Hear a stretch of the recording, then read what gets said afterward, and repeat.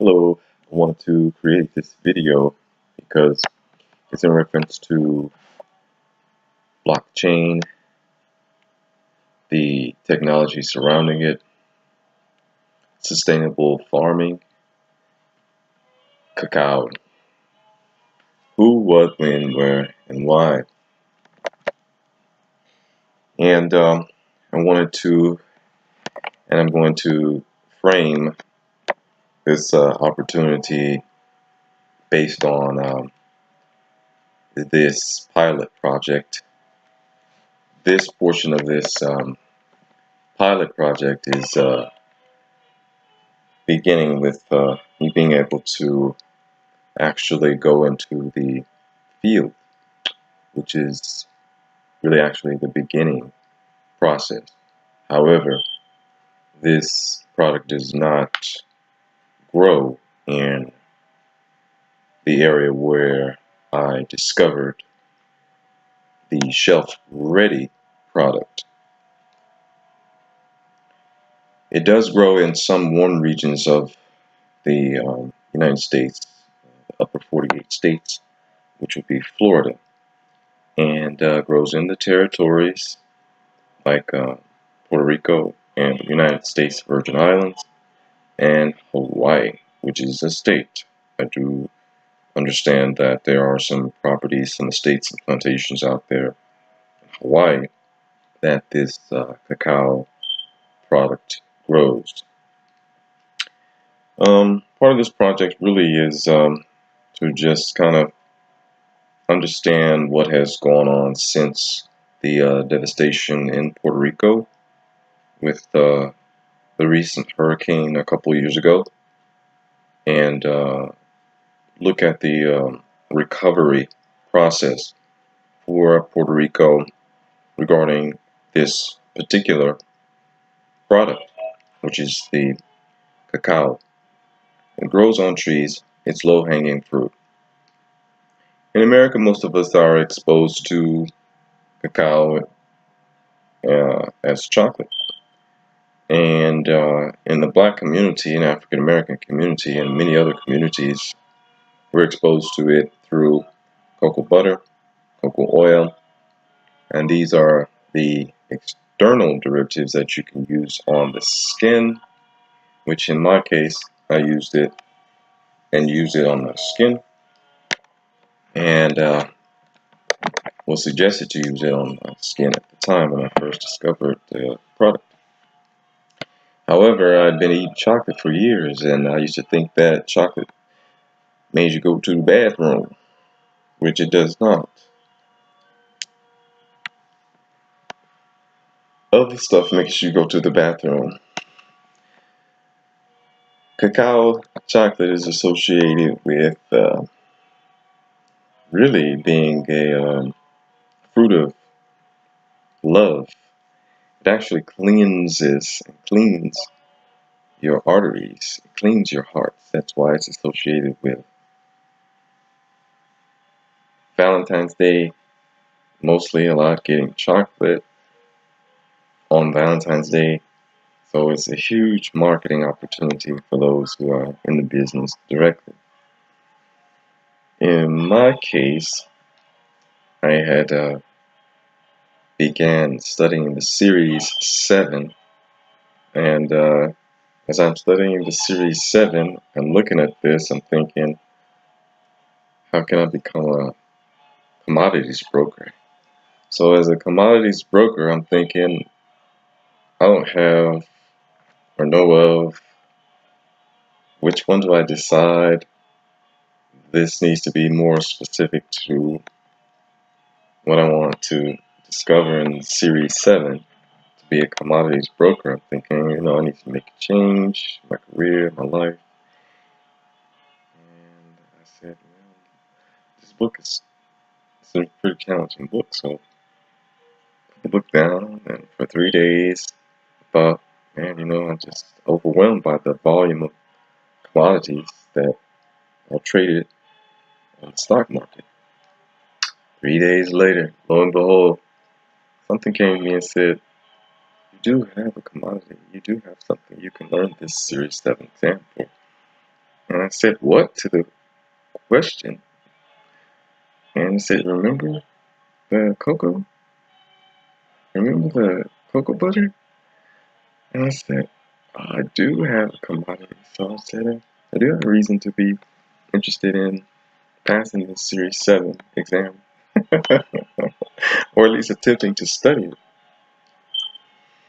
So I said, oh, this is the beginning of something I could have never ever thought that I could understand where it's taking me.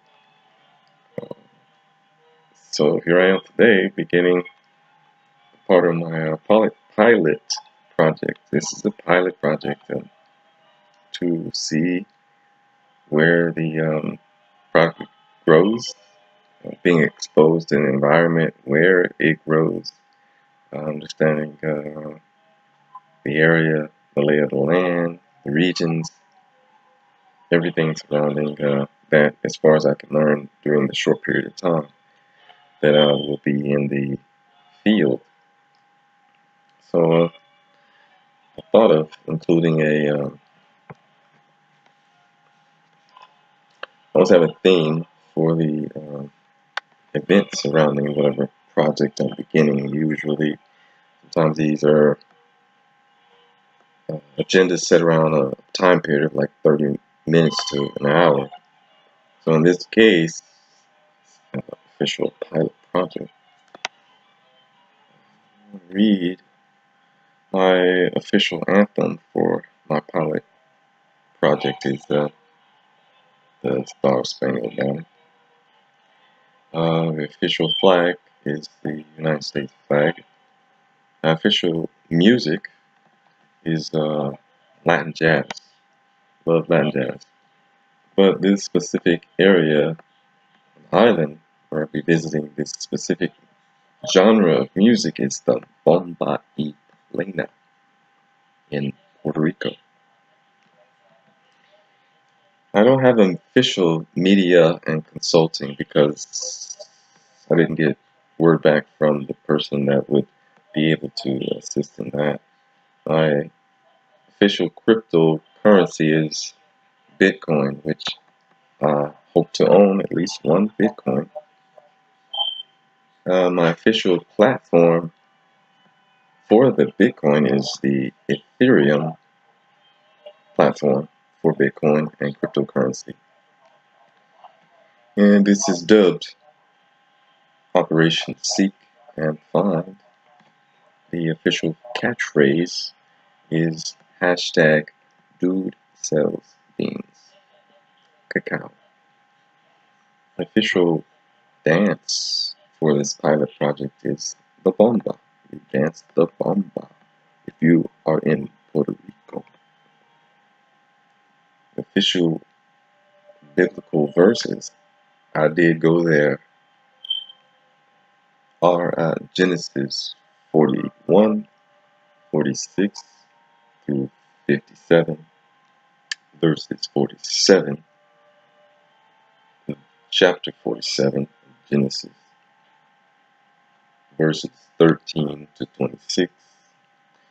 And this is Joseph's successful management of the food crisis during the period of good for 7 years and famine for the next 7 years. Puerto Rico gets 85% of its food imported from the mainland. As you can note, the island is in recovery for the last 18 months plus 2 years almost. So it has to and begin and continue the process of recovery, which can't be overnight, even though the devastation was literally overnight. So it's in a strategic position to feed itself from the land that they have, that is there. Grow the food and become self-sustaining and self-relying and determine its own future. It shouldn't be exposed in this case to the vulnerabilities which any society isn't a perfect society.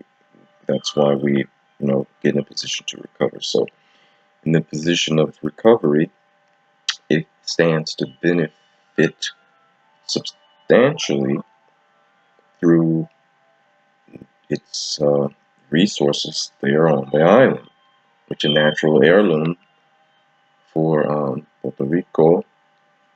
One of the products, foods that grow there is the cacao. So we'll be checking out the cacao on this pilot project.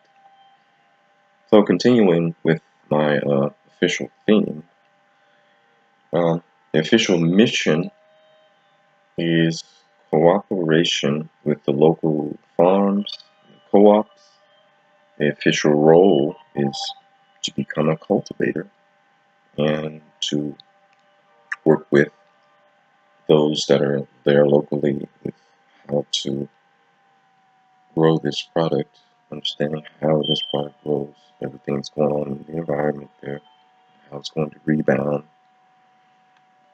It's going to take time to even learn that, or be exposed and become accustomed to that during this short trip. So we do have an official crowdfunding platform for donations.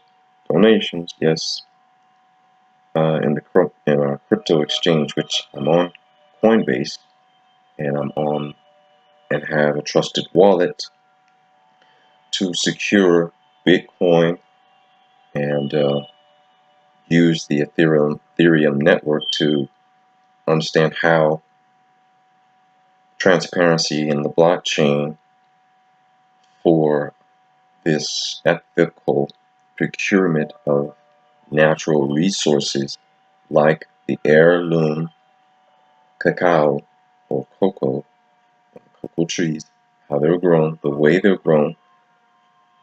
Puerto Rico stands to gain substantially on a global platform to produce fine quality products ranging from the varieties of the trees that are there to the byproducts of the cacao pods. This includes everything from the oil, the cocoa butter, the cocoa powder, the cocoa seeds, the chocolate that's extracted in the fermentation process. Even in the excess products of the cacao pods can be used and recycled. There's a process of recycling where Puerto Rico doesn't have to import paper, scuba paper.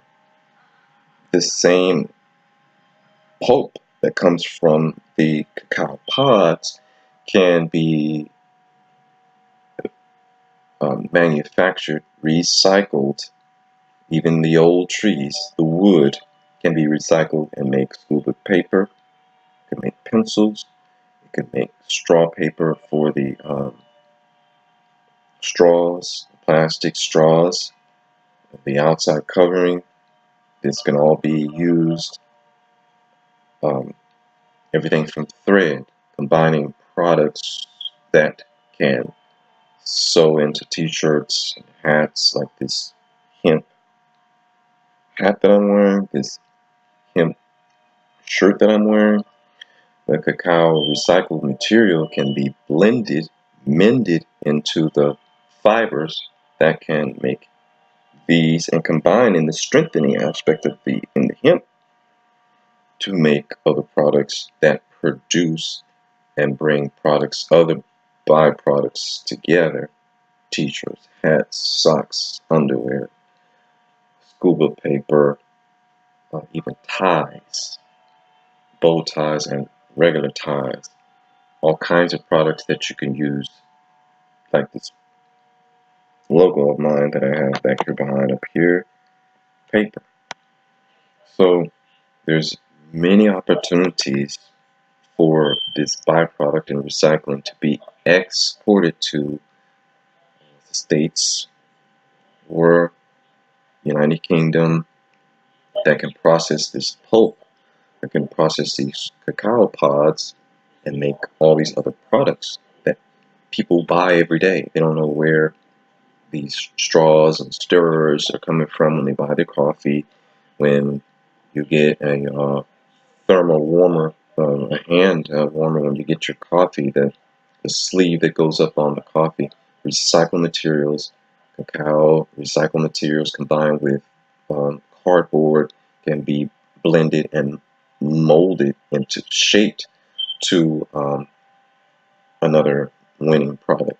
So if you can see all the opportunities that are available, even on this pilot project, as this is a pilot project, when it can, in an opportunity in the event that it scales, which I'm hoping that in some way it can scale, that would be on the sustainable farming side of bringing through the supply chain from one end to the other end and then all over again in a cycle, to see how and understand ways that Puerto Rico can rebound, can recover, and become more self-reliant in its import and export um, balance, and move ahead in the global economy.